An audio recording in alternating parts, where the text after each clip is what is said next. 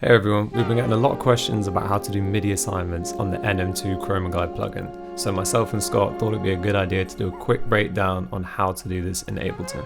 The first step is to make sure that NM2 is connected to your computer and then head into Preferences. When you're in Preferences, look for the Link Tempo MIDI section.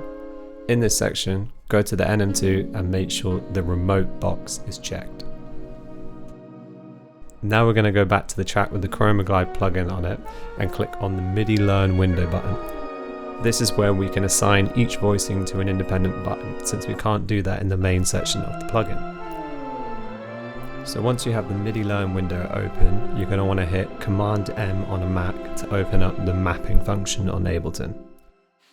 Once you're in the MIDI mapping mode on Ableton, you simply have to click the preset you want to assign and then click the corresponding button on the NM2. It's important to be very careful when you're mapping the NM2, as it has an XY tilt function that can be mapped as well, so you need to do it on a flat surface and ensure that it's not moving around, otherwise it will accidentally assign it to the tilt function instead. Once you successfully assign a preset to a button, it will appear in the MIDI mapping section on the left, and you need to go through and do this with each of the corresponding buttons and presets on the NM2. Once you finish mapping all of the buttons, you can leave the MIDI mapping mode and close the MIDI Learn window. Now you'll be able to go through and test all the buttons and make sure they're activating all the correct presets. You'll notice that I've left the two bottom buttons unassigned, as these are the buttons I use for effects. One of the effects buttons that I use is the glide feature on the Chromaglide plugin.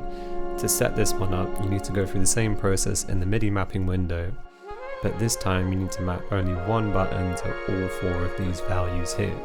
I usually set each value to around 700. If you don't want to map all of these buttons yourself, you'll be able to download this template, which will include the two effects buttons that I use in my videos. Thank you for watching, and I hope you have fun with the Chromaglide plugin.